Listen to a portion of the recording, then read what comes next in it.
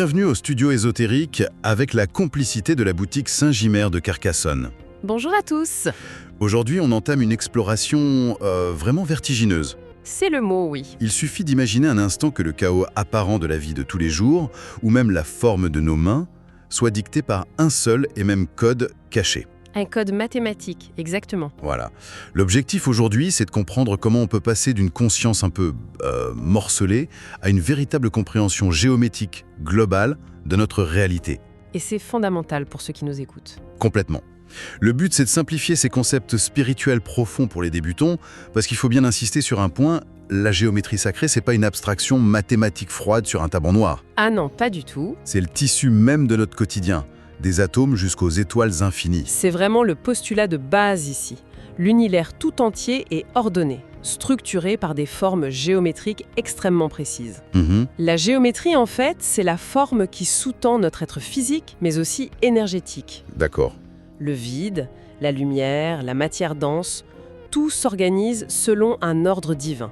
Rien n'est laissé au hasard. Mais du coup, pourquoi on a besoin d'étudier ça? Je veux dire, si c'est si naturel, si c'est notre plan de construction depuis toujours, pourquoi on ressent le besoin de le réapprendre? Cela soulève une question importante.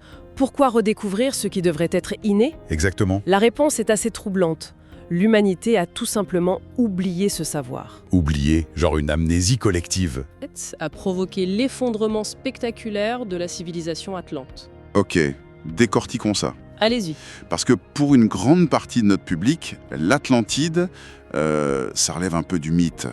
Et l'idée qu'une comète efface notre mémoire collective il y a 13 000 ans, Ça ressemble à de la science-fiction, je sais. un peu, ouais.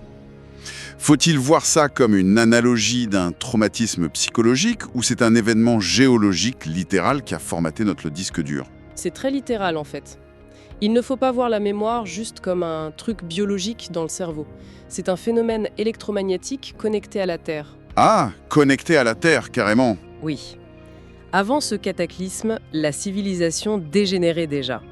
Mais le point de rupture cosmique, cette comète, a entraîné 3 jours et demi de ténèbres. 3 jours de nuit totale? C'est ça. Et le vrai mécanisme de l'oubli, la cause physique, c'est le basculement massif des pôles magnétiques de la Terre qui a suivi. Le champ magnétique aurait un lien direct avec notre cerveau, hein? Totalement. Le champ magnétique terrestre, c'est littéralement comme la bande magnétique d'une cassette audio pour notre mémoire globale. D'accord, je visualise bien. Quand ce basculement brutal a eu lieu, c'est comme si on avait approché un gros aimant d'un disque dur.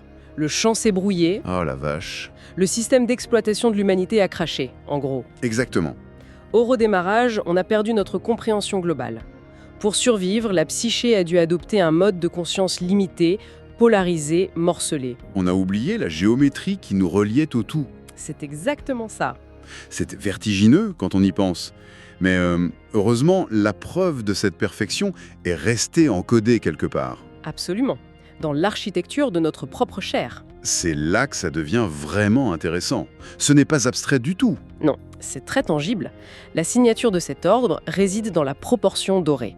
Le fameux ratio phi qui vaut environ 1,618. 1,618. Voilà, le corps humain est entièrement construit sur ce ratio. C'est fou ça. On peut le vérifier soi-même, non? Bien sûr, il suffit de regarder ses propres mains. La longueur de chaque phalange est en proportion phi par rapport à la suivante. Genre, si on prend le petit bout du doigt... On le multiplie par 1,618 et paf, on a la longueur de la phalange du milieu. Attendez, et si on multiplie encore? On obtient la phalange de base. Et ça s'étend à tout le bras.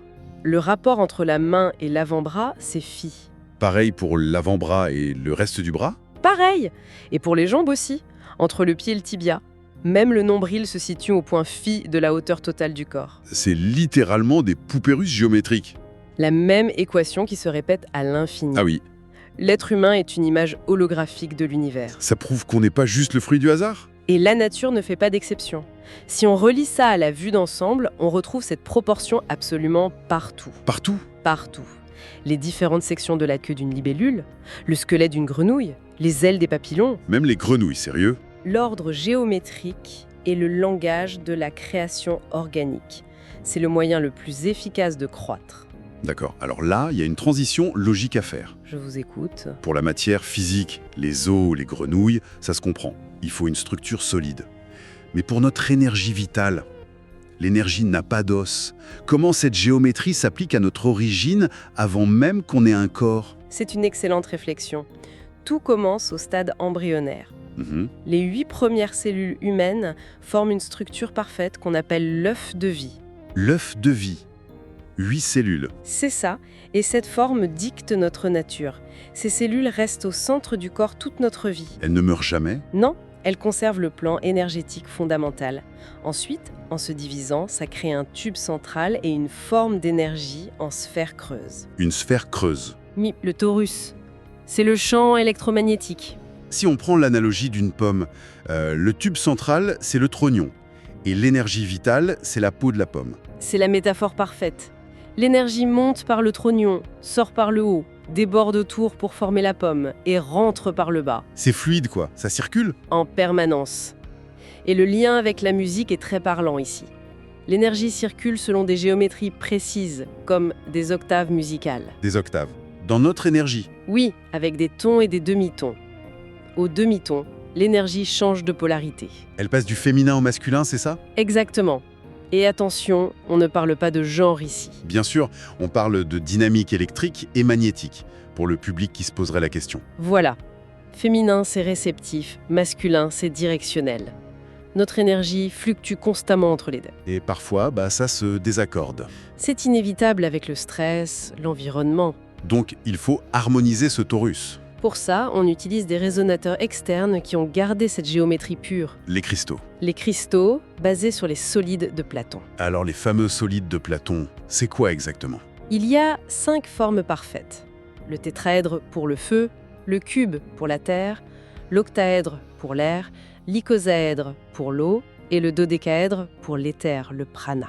Et les molécules des cristaux suivent ça? Absolument toutes. C'est amusant de penser à ça, parce que juste avant de commencer, j'observais des objets de la boutique Saint-Gimer, au 27 rue Armagnac à Carcassonne. Ah oui, très belle boutique. Oui, et je regardais leurs pierres et leurs bracelets de pierre. Et on se dit que c'est de la décoration, mais en fait, ce sont des blocs de construction de l'univers. C'est exactement ça. Ce ne sont pas de simples cailloux. Alors, qu'est-ce que tout ça veut dire au quotidien? Est-ce qu'une pierre en forme de cube nous ancre réellement à l'élémentaire? Oui, ce n'est pas qu'un symbole. La géométrie influence notre propre champ énergétique. Comment ça marche, physiquement? Par résonance harmonique. Prenons l'exemple de 2 diapasons. Ok. Si on en frappe un sur un La, le deuxième, même silencieux, va se mettre à vibrer sur la note La. Par mimétisme. Voilà. En plaçant un cristal parfait dans notre champ torus, notre énergie se synchronise avec sa stabilité. C'est le même principe que pour les bols chantants de la boutique Saint-Gimer, du coup. Ils résonnent avec nos géométries. Exactement la même physique vibratoire. Mais il ne suffit pas de le comprendre intellectuellement. Il faut des méthodes pratiques, non? Pour l'expérimenter au quotidien? Oui, la théorie ne suffit pas. On peut faire un rituel de respiration très simple avec les pierres. Comment on fait? On prend un cristal de la boutique, on le tient contre le poignet, on inspire profondément. Une respiration pranique. C'est ça. On retient son souffle environ 7 secondes, puis on expire, en visualisant l'énergie lumineuse grandir au bout des doigts. On dilate son aura, en fait. Exactement, stimulé par la pierre. C'est génial pour s'ancrer. Et pour aller plus loin, genre pour activer l'énergie vitale de manière plus forte. Il y a un rituel puissant avec la croix Ankh, pour maîtriser l'énergie de création. La fameuse croix égyptienne. Oui, on inspire à 90%, Et là, on bloque. on visualise l'énergie monter le long de la colonne, jusqu'au chakra du cœur. Puis, au lieu de le monter tout droit, on la fait sortir par le dos. Par le dos. Ah ouais! Elle sort, elle forme une boucle au-dessus de la tête, la boucle de l'Ankh, et elle rentre par l'avant du cœur. Pourquoi on fait ce détour énergétique avec cette boucle? Parce que si ça sort par le sommet du crâne, l'énergie est perdue dans l'atmosphère. La boucle crée un circuit fermé. Un générateur infini. On ne se vide pas. C'est ça. Ensuite, on termine l'inspiration à 100% et on expire lentement. Ça reprogramme notre circuit électrique. C'est fou que ces anciens symboles soient des schémas d'ingénierie. C'est une technologie interne, tout simplement. D'ailleurs, pour faciliter ça à la maison, c'est super de préparer l'espace. On peut allumer des encens, des neuvaines ou des bougies de rituel de chez Saint-Gimer. Ça aide énormément à purifier l'atmosphère géométriquement, oui. Et un petit conseil, après cette méditation Ankh, quand l'esprit est bien clair, c'est le moment idéal pour tirer une carte d'un de leurs oracles ou tarots. L'intuition est pure à ce moment-là. L'humain est resynchronisé avec l'ordre divin, oui. Et toute cette progression, ça amène une pensée finale incroyable. Ce qui est fascinant ici, c'est la théorie des fractales. Ah, le microcosme, le macrocosme. Voilà. Et si l'univers, tout entier, l'espace intersidéral, n'était contenu que dans un immense dodécaèdre? Attendez, un cristal cosmique géant? Ça signifierait que nous vivons littéralement à l'intérieur d'un immense cristal cosmique. Waouh! Ça laisse songeur. Si ce podcast vous a plu, n'hésitez à le partager et abonnez-vous pour ne manquer aucune nouveauté.